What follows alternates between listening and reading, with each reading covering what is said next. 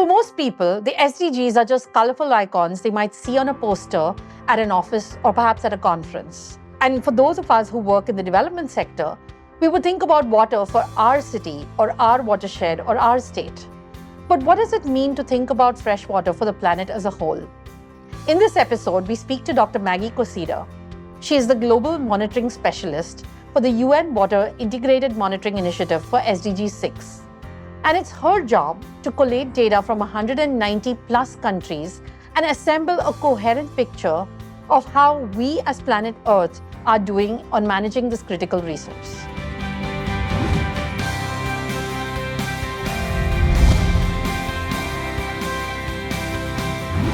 Welcome to the Water Data Podcast. Today we have a very special guest, Dr. Maggie Kossida. A lot of us who work in India and around the world have seen the SDGs as little colorful icons on these pie charts.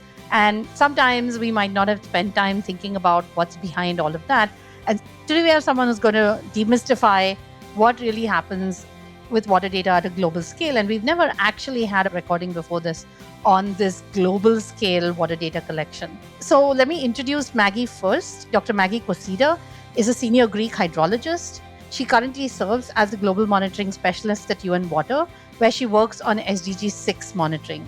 She holds a PhD in Water Resources Management and an MS in Environment and Water Resources Engineering from Tufts, and her undergraduate degree in Geology from the University of Athens. And Dr. Kossida was long associated with the National Technical University of Athens, and over a career spanning integrated water resources management, hydrological and climate change modeling, and environmental indicator development, she's founded and directed a consulting firm called 7 Engineering Consultants and has worked on numerous EU-funded research programs. Maggie, it's a very warm welcome to you, and thank you so much for agreeing to join us on the Water Data Podcast. Yeah, thank you. Thank you, Veena, very much for having me. Actually, I'm watching your podcast and I'm very happy to be able to participate in one. And thank you very much for giving us the opportunity to talk about the SDG 6 indicators and monitoring and the IMI. So happy to answer all your questions and whatever you need to be clarified. Wonderful. I mean, Maggie, as you know, I'd been associated with the IMI for almost 7 years, chairing the strategic advisory group for the last 3. And for me, that was such a window into this very mysterious process of how the UN agencies work and how they all coordinate and how you do this across, 190 plus countries across the world. And so I thought, let's start firstly with your background, because you come into this as a traditional hydrologist, geologist, working for years on European Union freshwater policy. And then you made a decision to move from kind of modeling of river systems to collecting data for the whole world. So tell us a little bit about yourself and that journey to start with. Sure. Happy to share this. So, yes, as you said, my academic background is hydrology and water resources management. I've been involved in modeling, river basin management, and a lot around European water policy.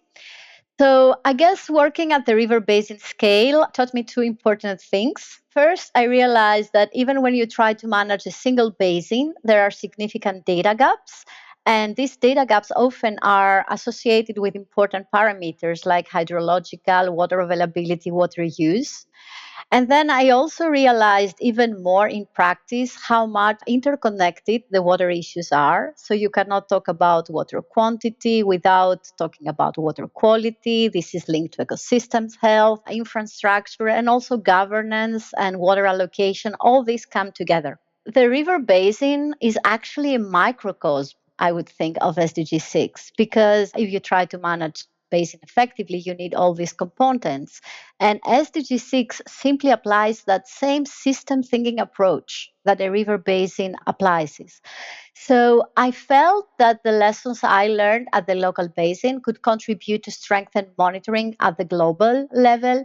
So in many ways, the challenges are the same. You have to understand what happened, you have to identify the data gaps, and you have to bring together information from different sectors to help decision making and make better informed choices. So I saw this, difference of scale, but same scope and context, and I felt I could really contribute to that. Fantastic. I think the other thing is a lot of people that come from hydrology might not be as familiar with the SDG 6 process. And to some extent, I think people who came from the WASH side, the water sanitation and hygiene, were more familiar with its predecessor, the Millennium Development Goals. And then the SDGs kind of expanded that to going from just looking at populations without access to safe drinking water and sanitation to a whole range of water resources indicators, which is where people like you and me started finding kind of place in the entire thing. So I was wondering if you'd talk a little bit about the history of SDG 6 as well. Hmm.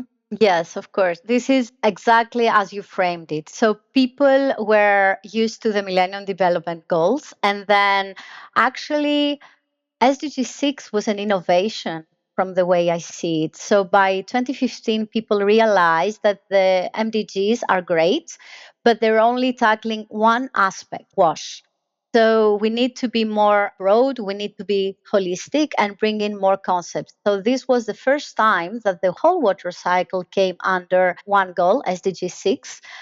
Of course, this was an innovation, but as all innovations, they have a lot of challenges. The goals and the indicators were just to stimulate countries to start reporting. But I guess it's not just about reporting a data, because it kind of started a whole process of building stronger monitoring systems and building stronger governance systems. Because when you bring all the water components together, you need to have stronger governance and intersectoral coordination. So this is the concept behind it, which I think it's actually very interesting. The way I think some of the main departures for the SDG process, like you said, it was so different from the MDGs because I see the MDGs as being very service delivery oriented. Like there's people we need to reach basic services to them. While the SDG really started saying, hey, at some point when you keep extracting and expanding services delivery or extraction of resources, you start hitting limits. And it started recognizing sort of the zero sum game of water, saying you just can't keep endlessly taking water out. At some point you've got to start thinking about efficiency, about processes and Mhm. systems for intersectoral allocation. So that's what made it kind of so unique. But the other thing I think is also very different in the approach, and you can kind of explain this. But the MDG, it was really, we will set a global target. But the SDG was really putting countries in the driver's seat, right? So can you kind of tell us about that as well? Yeah. So, yeah, definitely. I'm going to explain the process. But, just to say one comment, it was good that we moved forward. It was good that we were ambitious, because if not, we would just keep measuring things. That might be easy, but we wouldn't have tackled the water management as a whole. Right. So, the way now this happens, I could see this whole process as phase. So, in the beginning, the country actually called to collect and report data against global targets and indicators. So we have 12 global indicators that countries report data against. And countries have the actual ownership of this, right? These are data of the countries. It's a difficult one. We have to acknowledge that. Once the data are reported, they are actually reported to custodian agencies. So UN Water has 8 custodian agencies who are, based on their expertise, responsible for the reporting of the different indicators. So the custodian agencies collect the data, but they go into a process of quality control, quality assurance with the member states. So there is a lot of back and forth with the countries to validating this data, because before this data reach the global entry point at the UN Statistical Division Department. And the agencies are there to facilitate also the countries. So the countries, obviously, when they report against these indicators, they have to follow standard methodologies, standard processes. This is well defined. And this is actually a very nice thing that SDG 6 created a global language and a global framework. So countries follow these definitions, follow these methodologies. The agencies help in validation. And as an overarching mechanism, there is the IMI SDG 6. So this is the integrated monitoring initiative for SDG 6, which was established in the beginning of the 2030 agenda as a coordination mechanism across the custodian agencies. So things are harmonized, reportings are streamlined, and the IMI is kind of coordinating all this process, but also providing technical support to the countries. So it's a well-rounded system. I think it works nicely. Always, all systems can be improved, but it's a coordinated effort of both of the countries, but also the UN agencies, the members, other partners, and so on. Right. So there's a lot of that people may not be familiar with. So I'm going to unpack a little bit one by Okay. one. So there are goals and then there are indicators, right? And so there's totally 6 + 2 8 goals. So maybe we explain what the goals are first, and then the goals have associated indicators, which is how do you actually, that's the actual metric, right? So should we just list the goals first? There is a goal on drinking water. There is a goal on sanitation. There is a goal on hygiene. Then we have goal on water quality, which kind of touches not just ambient water quality, but also wastewater treatment. So those are 6.1, 2, and 6.3, those Yes, three. Yeah. exactly. And then we have 6.4, the goal 6.4, which is about water efficiency and water scarcity. Then we have the 6.5, which is about integrated water resources management, including transboundary waters. Then we have 6.6, which is about ecosystem services, actually freshwater ecosystems and being at good status. Then we have 6A, which is about official development assistance, so basically financial aid. And we have 6.B, which is about stakeholder and community participation. So why did they need to add those last two, which are different from the others? These are actually means of implementation. So they're not actually measuring, let's say, progress against a state. So the first one are more state indicators. These are indicators that are kind of enabling. So they touch on means of implementation and how they can support reaching these other goals, because stakeholder participation is important for managing water, and of course financing is important. So what they're saying is you may not see progress right away. Sometimes there's a lag, but you can at least track the inputs into it. And if you want to think about the main six, those are outcome indicators. But the last two are saying, are your processes in place? Is your money in place? Those sorts of things. If you're enjoying this episode, don't forget to subscribe and explore more conversations on the channel. Share this episode with your colleagues, friends, or anyone interested in water and sustainability. And tell us about yourself in the comments. Are you a student, a professional, or just curious about water?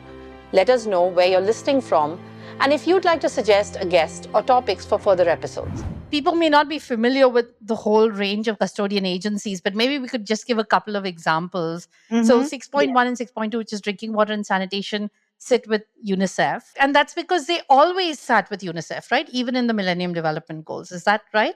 Exactly. So it's WHO and UNICEF. They run the joint monitoring program. And the joint monitoring program existed there even before the SDG 6. And usually, they're based their data largely on household surveys, censuses, and national data sources. If you look at 6.3, if you look at specific indicators, the wastewater indicator 631 is jointly led by WHO, the World Health Organization, but also UN Habitat. So the industrial component is led by UN Habitat, domestic by WHO. And then 632, which is about ambient water quality, is led by UNEP, but United Nations Environmental Program, which also leads other indicators like 651, the Integrated Water Resources Management, and 661, the Freshwater Ecosystem.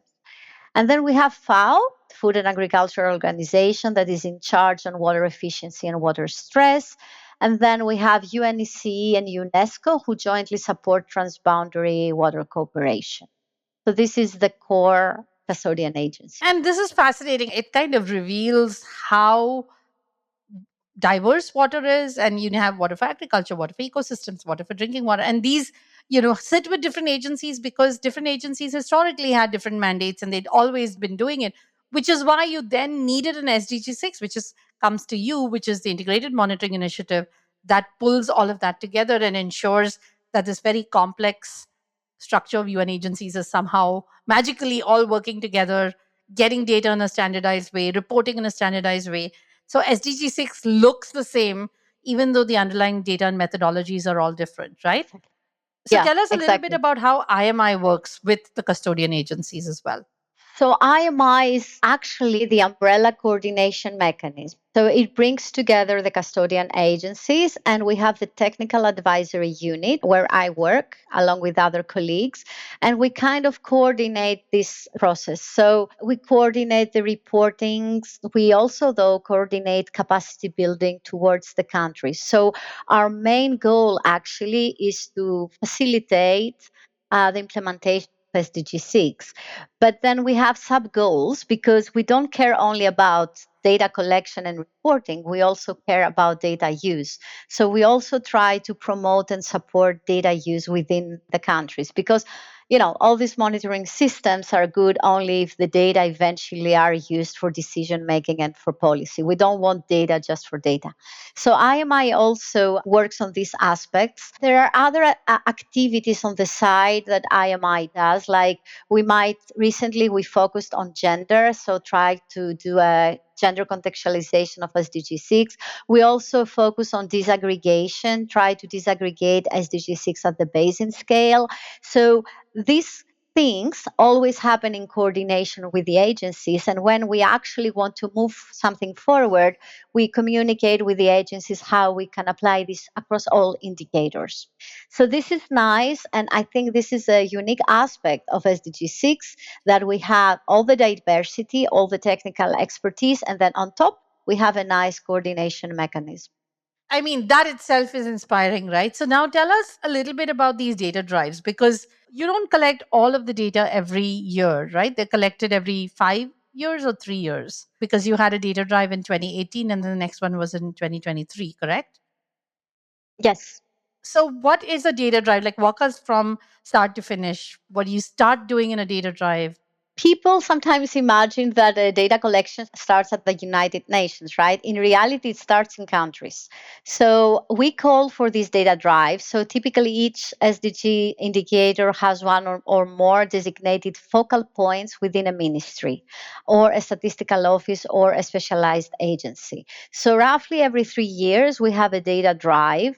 There are some discrepancies here because, for example, WHO and UNICEF, who are dealing with indicators on WASH, collect data every couple of years. So sometimes, these things are not coincide. But for the remaining of the indicators, usually we have a call for data every year. So now in 2006, we have actually launched the fourth data drive, the fourth call for data. So, what happens is that the custodian agencies send out templates for data collection to the focal points. The focal points are these designated people within ministries or statistical office or agencies. And then the national focal points compile data from the responsible institutions, apply the agreed methodologies, and submit the results. And as I said before, the process does not end there because the submitted information undergoes review and validation. So this is a back and forth between the country and the agency. So what I would just want to flag is it's important to understand that the numbers are not generated by UN. The numbers are generated by the countries. So countries have ownership of their own data. And for some indicators like 661, where we do use satellite data, because this is now an improvement and it really facilitates everybody, still this is validated with the countries. So everything has, let's say, a country stamp. Nothing is just produced, let's say, by UN. Eventually, all these data are submitted to the statistical division of the UN. They're published in the UNSD database, and we also publish them in the SDG data portal that everybody can access and get data and download them. Right. Tell us a little bit about the methodologies because there are all kinds of different methodologies. You mentioned satellite. I think the JMP kind of thing is eventually underpinned by some kind of surveys, right? But Yeah. there are things like integrated water resources management and transboundary water. How are those done? Are they done through interviews or you give them checklists? How does that work? So, regarding 651, Integrated Water Resources Management, and 652, Transboundary Cooperation, there are specific surveys that have been established, and the countries go through the surveys and self assess themselves. I mean, I will explain about self assessment, but basically, they fill the survey and they kind of reply to the different questions. And they also, for 651, they put a score according to the guidelines to the degree of implementation of integrated water resources management. Lately, 652, now it's an online reporting. So before they used to send the survey and countries would fill it. Now it's done online. So it's not so much data in terms of monitoring data, it's more like an evaluation of different questions. But the key aspect here is that they are strongly encouraged to do these surveys through a consultation process. So it shouldn't be just one person sitting in a desk and filling the survey. It is a consultation process, and this is actually something very nice about these surveys because they bring in all the stakeholders and there is a dialogue and people start discussing, thinking, and so on. And regarding the self assessment, because people might say, oh, you're self scoring yourself. How accurate is this? Again, there are guidelines and there is a follow up by the agencies. We don't want to police the countries, but we do want to know how the score came up. We want to be transparent and harmonized across countries. So, this is the role of the agencies to do that. Right. You don't want all countries to give themselves an A plus. And if every country said we are fantastic at everything, then you don't get anything terribly meaningful out of that. Here, we don't want to blame or shame or anybody. At the end of the day, SDG 6 has to help the countries improve themselves. So if they identify the flaws, their gaps, their inconsistencies, this is what will drive action. So we want them to be pragmatic. Nobody's going to blame a country if they're not doing well on enabling environment or institutions or something. We want them to actually go through this process, identify their issues, and then take actions to improve them. This is the ultimate goal. It's not about, oh, you did great, oh, you did less great. It's not a race. Yeah, it's not a race. It's actually a process. Right. So tell us a little bit about the indicators themselves in the sense of which of these indicators have been kind of really relatively easy to kind of get as a global monitoring specialist, that yeah, we believe in those, and the ones which seem the thorniest or the hardest to Yeah. get. So how would you rank them in terms of quality? In generally, I would say indicators that have to do with environmental monitoring are hardest because of the nature of the data. And if you don't have strong monitoring systems, are harder. And we have also to realize that the WASH indicators existed there Yeah, before from the the SDG. 1990s, I was surprised to see. Yes, Right? exactly. Yeah. So their data systems are stronger. I mean, oh, that's not a bad thing. So other indicators that were introduced in 2015 were even new for the countries. They didn't use to monitor these parameters at all. So they had to cover a big gap. But I would say the hardest ones, I would say, is wastewater treatment. This is a hard indicator for the countries to report. Also, water quality, because especially in developing countries that they don't have very extended monitoring systems, and this needs to monitor different parameters in lakes, rivers. So if you don't have good monitoring networks or dense or representative ones, it's hard to estimate them. And I would also flag actually water stress, because the subcomponents of water stress, water availability, and water use are also tricky parameters to measure. And the scale also is tricky, because for this, you have to start from basin scale and aggregate up.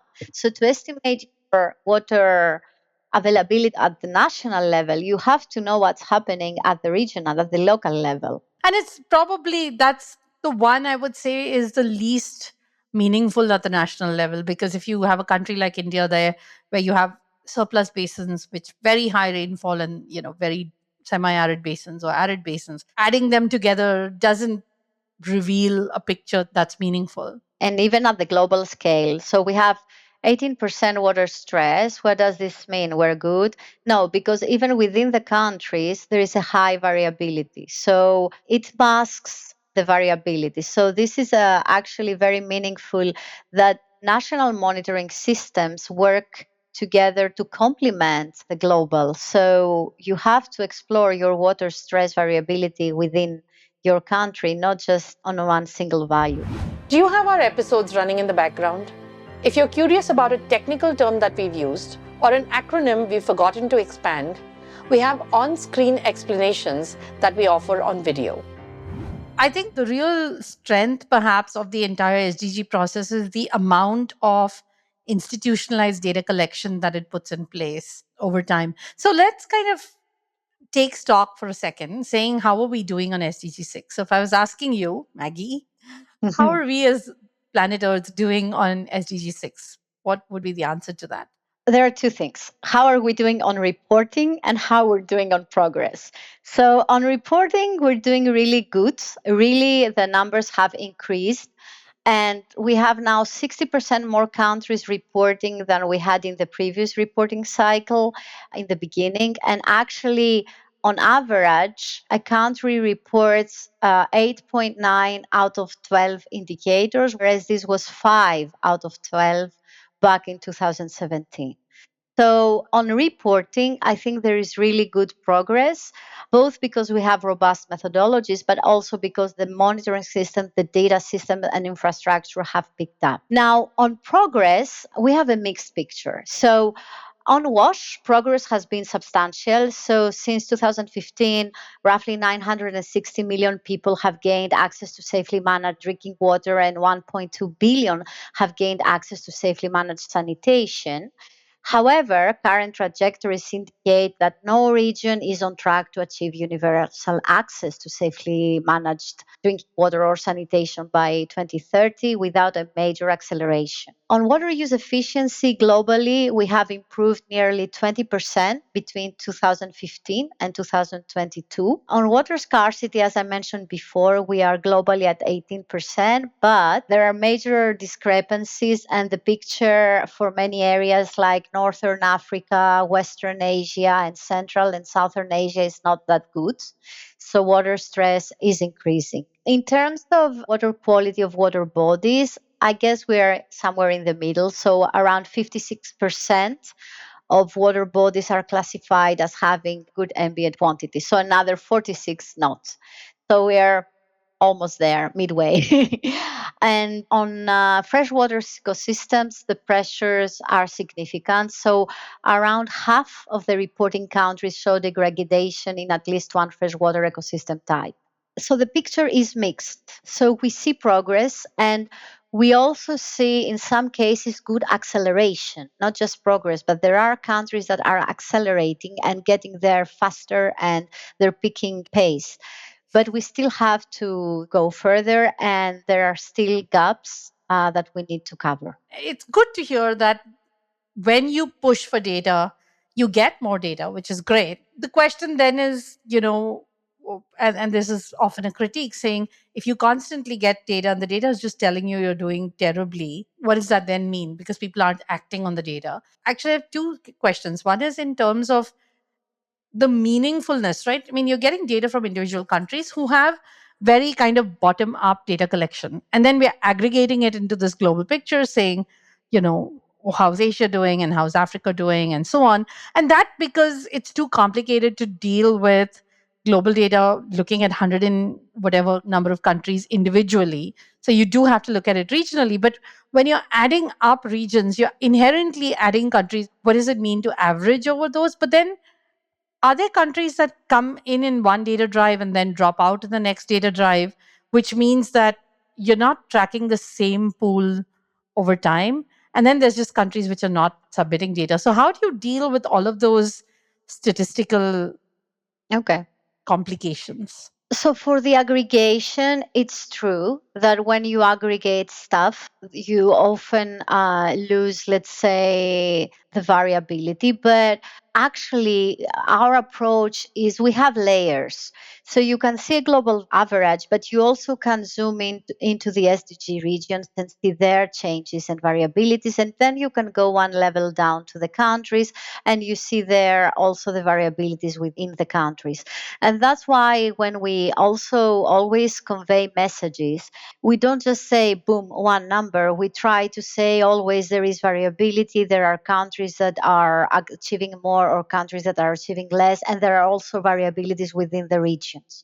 So because it's true that aggregates hide things, we try also to have this layered approach and be more transparent. But on the other hand, we also do value for politicians like the need to have an easy communicatable message. One thing I would say is that the SDG 6 indicators are not there to say this is the picture.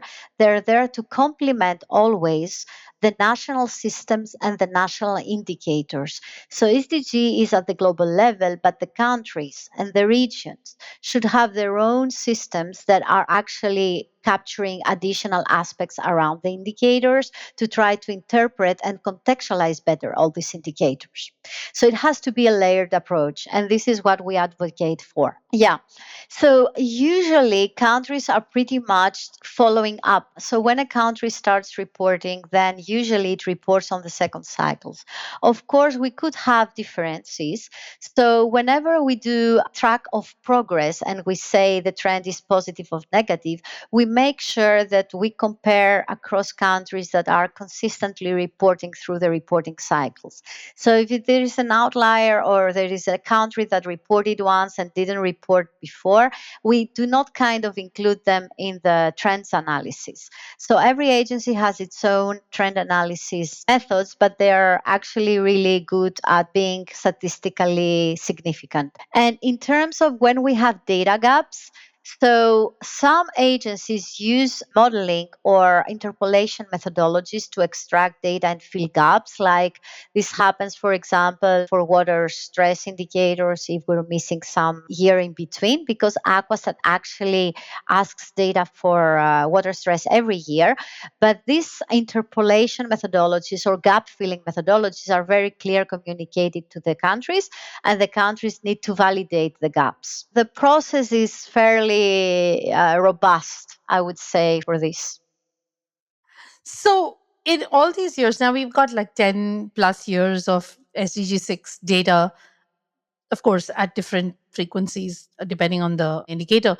But I was wondering, is there anything that led you to have an aha moment where, you know, that was unexpected, or even something that just made you very happy? Well, it was recently, I would say. So recently, very recently, it's still not finalized. We did a survey, IMI did a survey on data use. So looking beyond the data, how are these data used? And always we hear people saying that SDG 6 data are of limited use, they cannot serve some purposes. And of course, yes, I mean, they were designed for some purposes, not for everything.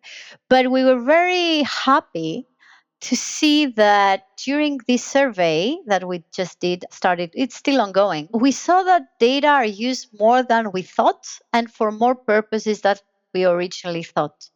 So essentially, we had two surveys, one with roughly 200 respondents, and then a smaller one with interviews, where roughly 12 countries were interviewed. And they gave us a pretty detailed list of where data were used and specific examples that they were used for setting some regulatory standards. For example, I was happy to see the thresholds for 632 water quality indicators were picked up by some countries to set their own standards for water quality in countries that there were not. So I was happy to see that it's not just data for the data again, but there are uses and applications. And I guess this is where we should be putting also more strength and emphasis in the future. Amazing. Because it's such a massive, colossal effort to try and say that we're going to get the entire planet. And this is very different from looking at the earth from space, because you're capturing the whole earth at once. Here you're literally going hundreds and hundreds and hundreds of people down using a common protocol all the way to the ground and then having it go back up and then doing it across all these countries. And I was wondering, do you have any sense, did anyone ever say for what purpose? Like, did they use it to change investment strategies or to change a law? Yeah. So obviously, the pathway from data to decision making and use is not always the same, but we got feedback that they have used to readjust their national targets. So based on the SDG 6 targets, some countries readjusted their own national targets. Data have been used also for setting regulatory standards.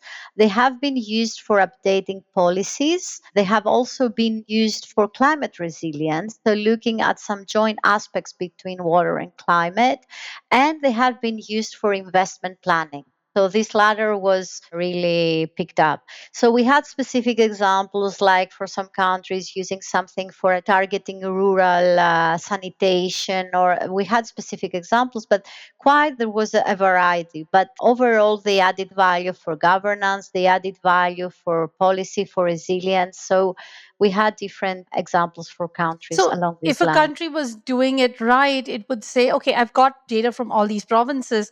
Wait a minute, I hadn't realized there's a water quality red spot there, or there's a problem, or this state really seems to be ahead of something and something else. And they're actually using that internally for various things, which is great because that's kind of the entire spirit of use common indicators, but use it to drive in country change, right? Exactly. So I was wondering, firstly, two things. We keep hearing that SDG 6 as a whole will not be met by 2030, despite these green shoots, if you want to call them that. But also the critique saying, why have we struggled so much to move the underlying needle? Is it finance, or what's the roadblock that you're hearing? So why aren't we doing better? And then, is there something in the monitoring process itself which you feel we've not done as well as we could have? Okay. So, yes, we are not going to hit the target by 2030, or most of the targets. But Except for sanitation, I think is yeah, on track. Yeah. still, we still need to accelerate. So, my take on this is that this should not be treated as a failure or as the end of the water agenda. It should be treated as a moment of accountability, learning, and renewed acceleration. So, we need to be honest. We need to understand what we need to improve and how we can improve it. Now, why didn't we get there? Why didn't we got there? Why didn't we manage to hit the target? I think this is a very difficult question and multi-complex question to answer. So for me, I don't think I wouldn't say the target maybe was a bit too ambitious. The target values maybe were too ambitious, and the countries maybe were not yet ready to fit them because they didn't have always the underlying infrastructure and the underlying knowledge and the underlying technology and governance systems to reach them.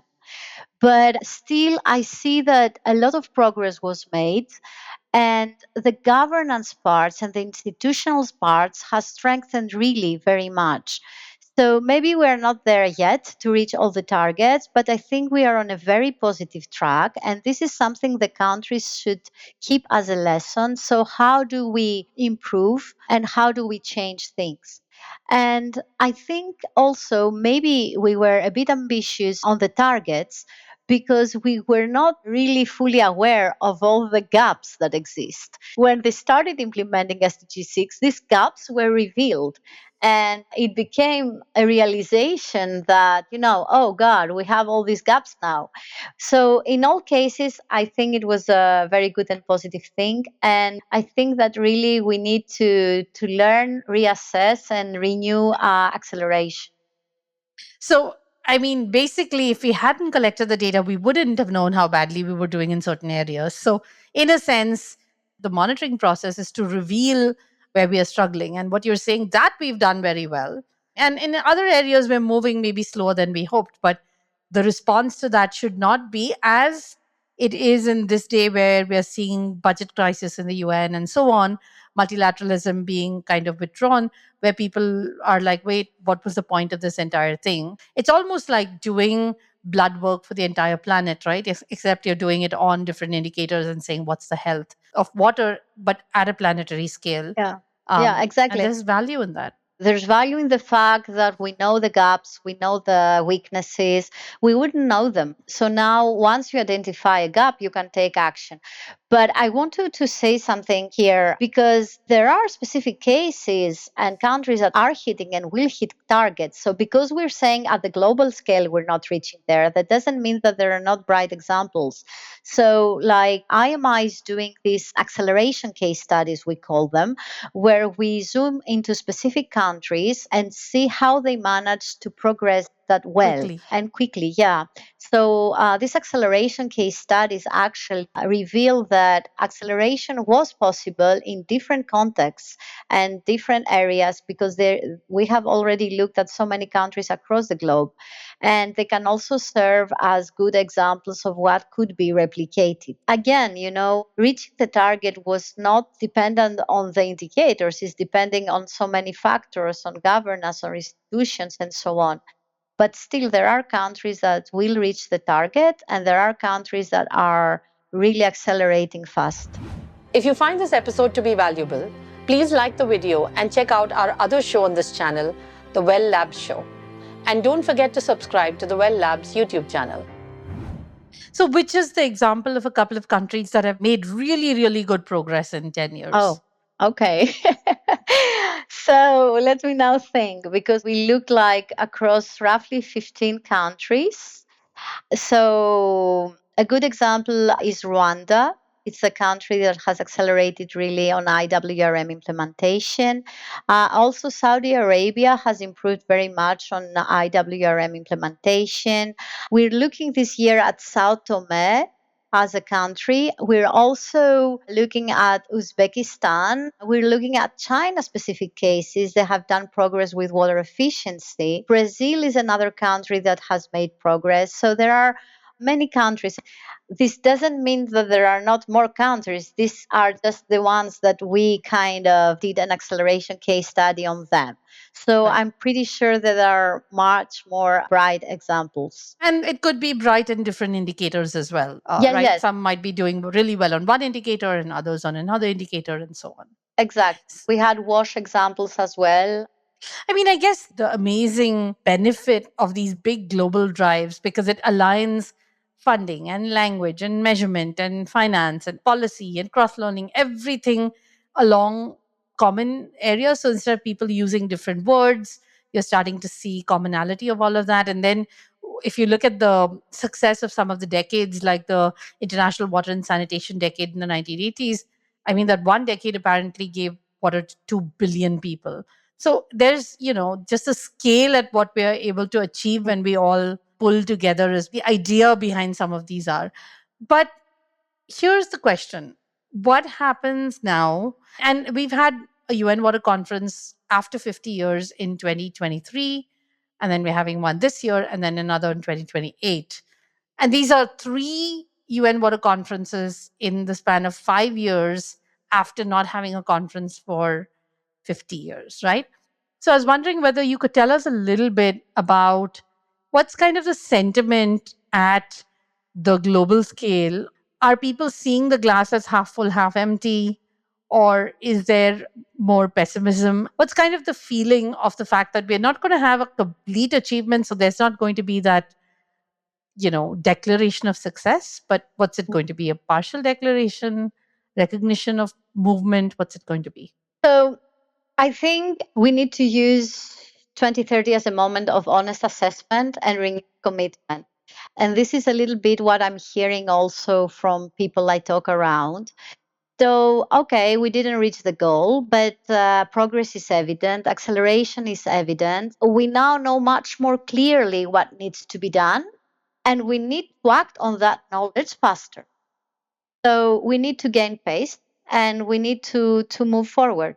I guess Right. this is the key message for the post 2030, let's say, Agenda. how we approach this. Yeah. So, I mean, there's sort of two different schools of thought, if you want to call it that, which is, there's water connects to everything, and therefore water should be embedded into food or and ecosystems and climate change and not be its own indicator is sort of one imagination. And another imagination So you wouldn't really have an IMI like initiative. You would have FAO working with the food systems, and UNEP working with the biodiversity folks and so on.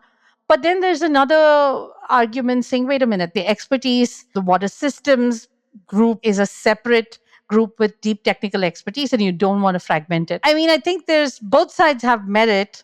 And I know that from the water perspective, people are worried, and legitimately, that if you don't have a separate water target and you put it completely under food systems, the problem is a lot of people who lead the food systems debate are often coming from a genetics perspective, from a seeds perspective, not realizing that water can constrain all of the investments that you're making in those areas. And therefore, you need a group of people to say, hey, wait a minute, remember there's a zero sum game. So, where do you kind of land, and what's your thinking on this? Yeah, I think water needs to be both integrated and visible.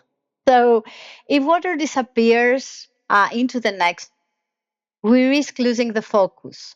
But if water remains isolated from the agendas, we risk losing leverage. So, water, from my perspective, should have a clear identity in the global development framework while also being treated as a central connector across climate, biodiversity, food systems, cities, health. This is my personal view on this. So, here's the thing. So, let's say we have the post 2030 agenda, we get everything that we're asking for. Water as a separate set of indicators, and we don't know yet whether it's going to be another type of SDG, it's going to evolve in a different way.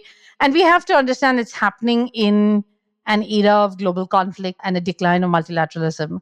And so, how that space post 2030 agenda, I mean, can the world pull together around common targets, remains in question, right? As you, who's kind of been part of the Integrated Monitoring Initiative, global monitoring specialist, if you could get whatever you wanted, what would success beyond our wildest dreams look like? I mean, I can see two things for the monitoring itself and for the SDGs.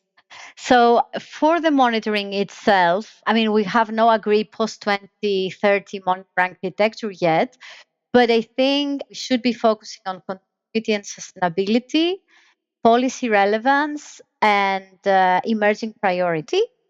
So I think for the monitoring itself, we should build on what we have, but adapt systems to future needs, taking into account these three aspects. Now, for me, a post 2030 success would be not really changing the indicators themselves radically. Of course, some changes will need to happen to take into account new challenges and so on. But most importantly, I would like to see data used. So find a way that all this data, SDG 6 data, are linked into the national data infrastructures, and all these find a way into the decision making and the policy making. So, I would envision that countries build even stronger systems, monitoring systems, and build stronger processes that these data are finding their way into supporting really even better the current policies and decisions. So that would be for me a success, how to better integrate them. So basically, get better data, but then more importantly, put it to good use. Yeah. So that it's data driven decision making and the story doesn't end with the data. Maggie, I'm going to ask you one last question in terms of youth engagement and all of these young people that are listening. Firstly, tell us a little bit about the SDG portal itself, because you have a ton of data in the SDG portal. What's on there? Is there stuff that young people should be playing with, running hackathons off, all of that? And what would be your call to action to some of the young people on how should they engage with the SDG 6 data? What could they do for you? Okay.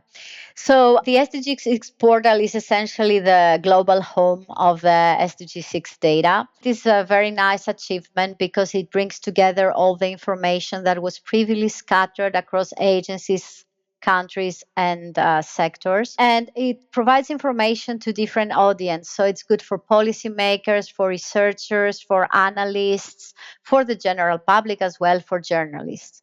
So for young scientists, for young people, I would see them as exploring country profiles, comparing countries and regions, visualizing trends over time, downloading data sets and exploring future trends and things like that.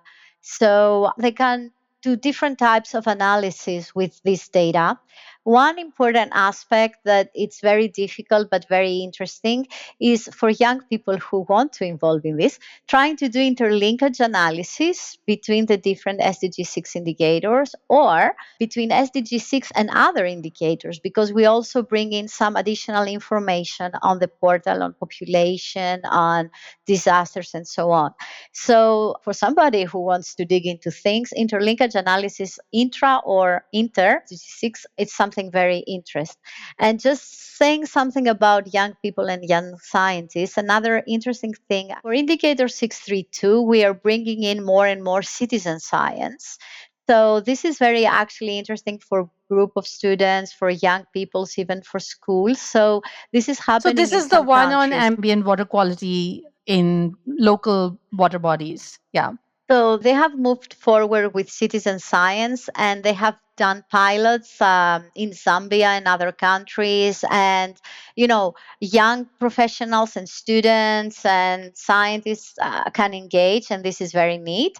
And also, another area I would suggest people, encourage people to experiment is using Earth observation data. We currently use them for the freshwater ecosystem, so 661 indicator, but you can also use them, and also for water quality to some extent, for lakes, for example, lake turbidity. But Earth observations data have really strong power, and they can be really used for multiple water applications. So for people who want to research and explore, this is also a nice area that you can look SDG 6 from this angle and try to see how Earth observation data can fit in there. Wonderful. Maggie, thank you so much for demystifying, what the SDG 6 process looks like, because as I said, a lot of the people that listen to this work locally, and so you understand my watershed, my basin, but not how all those thousands of little watersheds and basins add up to tell us what's happening with water in the globe as a whole. And hopefully at least a few people have been inspired to go and play with the data on the SDG6 portal, maybe run hackathons around it, try some of the visualizations, and then hopefully some exciting, data decision making ideas will emerge from that. But thank you so much for walking us through that and for all of the work that you do at IMI. Thank you. Thank you very much, Vina, for having us. Maybe for the outside people, they cannot see the beauty of SDG 6 or the excitement, but trust me, there are a lot of things there. And one, just to close with a final remark, a fascinating thing is all the ecosystem that has been built around SDG 6. So you have countries, agencies in the countries, you have agencies, you have partners, members, international organizations. So there is a big ecosystem around SDG 6. And I think if you look at it from that perspective, forgetting about data and everything else, it's even all this people's connector and institutions connector. It's a very, very nice realization. So thank you very much for giving me the opportunity and giving SDG 6 the opportunity to unpack itself. Thank you, Maggie. Wonderful. And thank you so much for the conversation. Okay, perfect. Thanks so much. Have a nice day. That's it for this episode of the Water Data Podcast. Thank you for listening till the end. If you enjoyed the conversation, please subscribe to the Well Labs YouTube channel and share this episode with your friends and colleagues. You can also find the Water Data Podcast on all podcast platforms. Until then, stay curious and stay connected.